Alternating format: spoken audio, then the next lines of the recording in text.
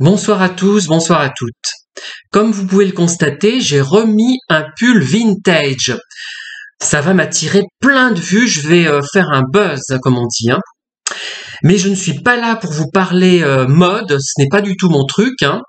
Mais je vais vous parler d'un exemple d'explication abusive, c'est-à-dire qu'il m'est arrivé d'avoir été qualifié de pervers narcissique à mauvais escient. Je vais vous donner un exemple qui va vous faire comprendre ce qui s'est passé, mais j'ai modifié l'exemple, c'est-à-dire que ce n'est pas exactement ce qui est arrivé et j'ai changé les prénoms.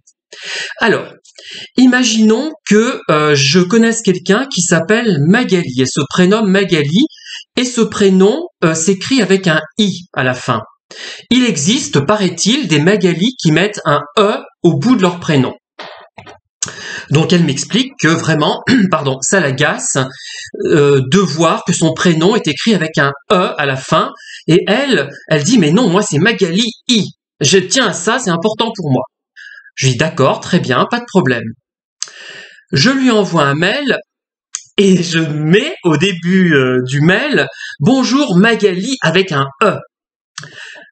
Résultat, elle me qualifie de pervers narcissique. Alors, effectivement, c'est une explication qui peut venir à l'esprit. C'est-à-dire que c'est une petite chose, un prénom, une lettre sur un prénom, mais ça peut être irritant si on y tient beaucoup. Par exemple, moi, maintenant, quand on me tendra la main pour me serrer la main, et que j'aurais dit non, ça ne me plaît pas, la poignée de main, ça ne m'intéresse, ça ne me convient pas, c'est une logique hétérosexuelle, ce n'est pas ma logique, c'est une logique sexiste, j'expliquerai ça gentiment, bien sûr. Et si on me le refait après, c'est vrai que je vais mal le prendre, par exemple. Pareil pour le prénom Magali et cette personne qui m'a qualifié de pervers narcissique. Ce n'est pas vrai, mais j'ai modifié un peu la réalité. Ça peut être ça, parce que c'est une petite chose, c'est agaçant, c'est un début de harcèlement peut-être, sachant que le reste du mail que j'envoie est très aimable, très agréable. Il y a juste ce détail qui peut être très irritant. Alors, bon, première hypothèse, pervers narcissique. Cette hypothèse pourra être validée, vérifiée, si par la suite, il y a d'autres petits éléments dans ce genre-là, ou d'autres plus importants, ou si un faisceau d'éléments qui va dans ce sens. Deuxième hypothèse que je lance, c'est peut-être quelqu'un d'espiègle, terme qu'on n'emploie plus tellement de nos jours, j'espère que vous le connaissez, parce que je me rends compte, quand je parle à des gens qui ont 20-25 ans, il y a vraiment un décalage énorme sur le plan du vocabulaire. Voilà, c'est quelqu'un d'espiègle, qui est pas méchant, mais qui aime bien asticoter, mais qui n'est pas pervers pour dessous. Ouais, pourquoi pas. Troisième hypothèse, c'est quelqu'un qui n'a pas fait attention, ou plus exactement, qui a tellement peur, plutôt, on va dire, je prends cette hypothèse, la troisième hypothèse, qui a tellement peur de faire une gaffe, qu'il écrit ce qu'il faut pas écrire. Je sais pas si ça vous est déjà arrivé.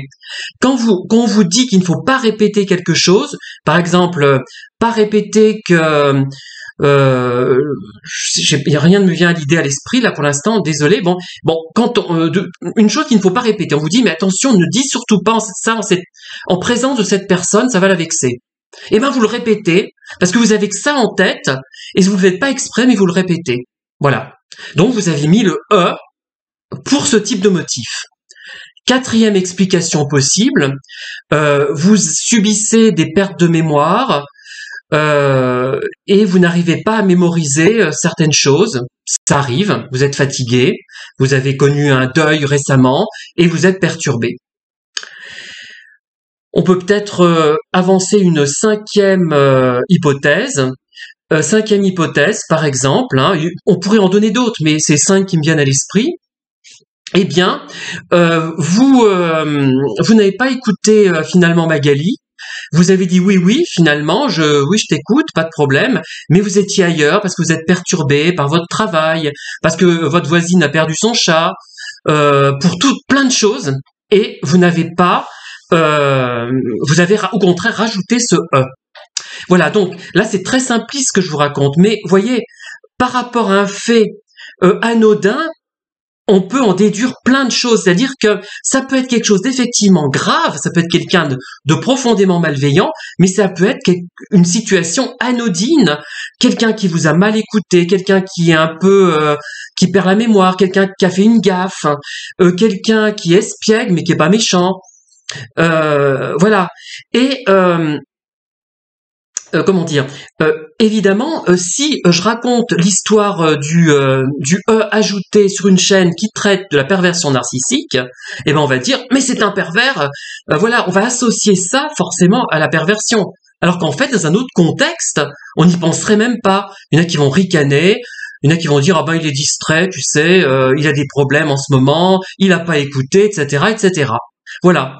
Donc là, cet exemple, je pense qu'il est assez probant et je pense qu'il faut quand même être vigilant et ne pas se précipiter, poser les bonnes hypothèses, poser les bonnes questions et voir si au bout d'un moment, il y a des choses qui se répètent, des choses qui s'aggravent et si vous arrivez à avoir un faisceau d'éléments qui vont dans le sens de la perversion.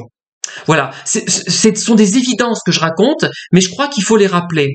Il faut mieux partir, il vaut mieux, comment dire, expliquer des choses vraiment basiques, parce que c'est nécessaire de les expliquer ces choses. Hein. Je crois que à force de parler de pervers, on a on est complètement immergé là-dedans. On a la tête remplie de ça, et on va tout. Ça va servir de grille d'analyse, de canevas, et ce canevas n'est pas forcément pertinent. Ça peut être tout à fait autre chose. Et je prendrai d'autres exemples dans des vidéos qui suivront.